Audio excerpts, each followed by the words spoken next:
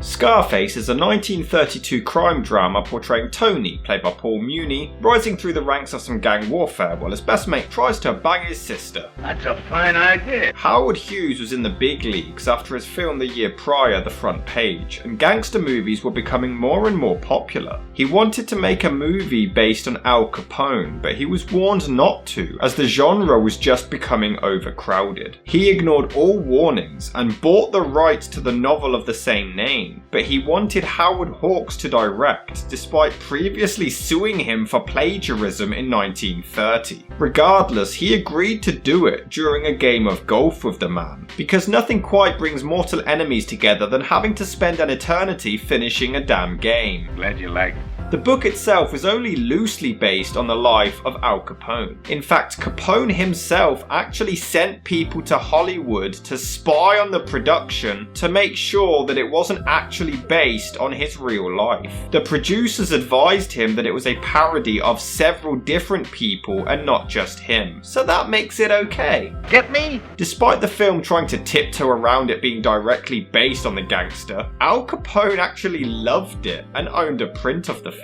The movie took 6 months to shoot, which was actually a ridiculous amount of time back in 1932. In early screenings, it was already feared that the movie would negatively influence audiences. Studio executives hated any moment where the gangster or the crime itself was shown sympathetically. They demanded the criminals get immediately punished for the crime, or at least learn the error of their ways. The studio demanded for scenes to be removed completely, which were adhered to. Some violence was toned down and a whole new ending written, but Hawks refused to shoot it. They had to hire a new director to film the new scenes. The original ending, which has now been restored, is Tony being caught and shot until he dies.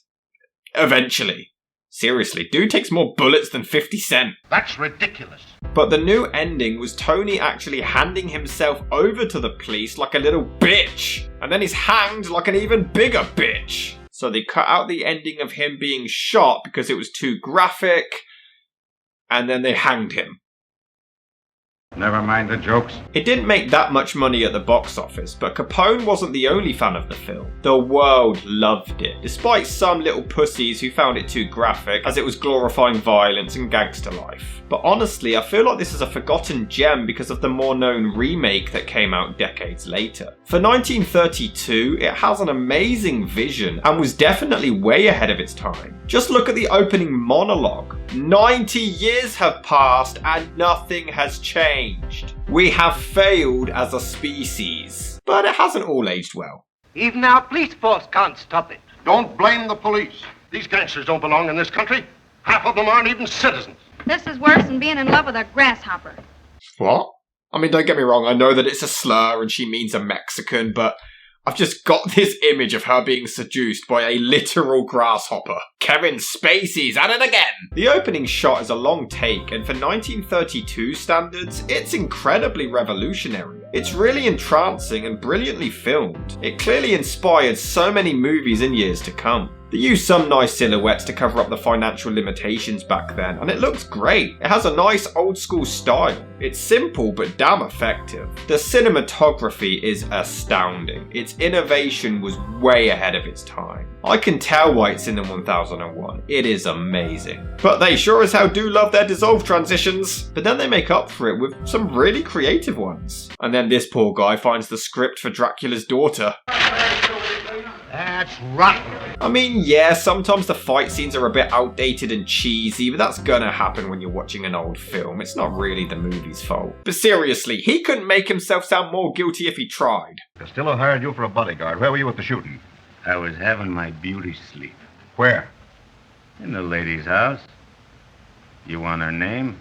But I have to ask one question. Why are guys in old movies such fucking creeps? Listen, I don't want anybody kissing my sister, understand? You're in my I arms! don't want anybody putting their hands on you. What do you think you're doing? Well, I'm your brother. You don't act it. At least they don't look like they're gonna pork like in the remake. The issue is, the romance is so rushed in this version. She hates him, and then within 0.5 seconds, she suddenly likes him. You're just gonna drive the women mad, aren't you? Yeah. One of them. Meaning me, I suppose.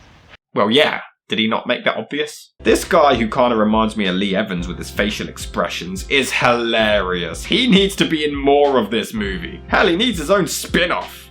Shut up, you What's the matter? What are you? You crazy? And the movie does a great job portraying Christmas Day in an American's house. 300 slugs a minute. With the rest of them unpacked. And then Boxing Day.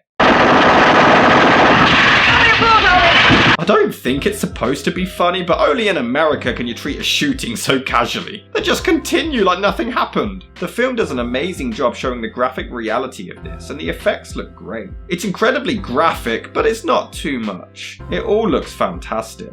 What is this, a pinch? No, they're bringing you a Valentine. Don't you know it's Valentine's Day? So is Scarface technically a Valentine's Day movie? Oh, well, who cares? This dialogue is brilliant and so accurate. Did you read what happened the other day? Car full of them chasing another down the street, broad daylight. 3 kiddies playing hopscotch on the sidewalk, get lead poured in their little bellies. When I think what goes on in the minds of these lice, I want to vomit. But it doesn't all quite add up. Want to dance with me? Listen, you're Tony's sister, see? And besides, you're only a kid. I'm 18. No, you're not. And 18 is still a kid. You're gonna stay home, understand? I'm no baby. You're 18, yes you are. Shut up and watch Peppa Pig. They do have such clever ways to get around the graphic nature without shoving it down our throats, and the acting is what sells it. The final shootout is amazing as he turns into the Joker. You and me, huh? We show! We lick them all! The north side and south side! We lick the whole world! The production side of things is great. I think the only real criticism I have is that the characters themselves aren't really as fleshed out or memorable like in the remake. They're still entertaining to watch, but you don't really remember a whole lot from them. Scarface 1932 is revolutionary for its time. It's overshadowed because of the more popular Pacino film, but honestly, give it another watch and you'll forget just how mind-blowingly impressive it truly is. It's filmed great, but it's also a harsh slap in the face of what was, and still is, to this day, our reality.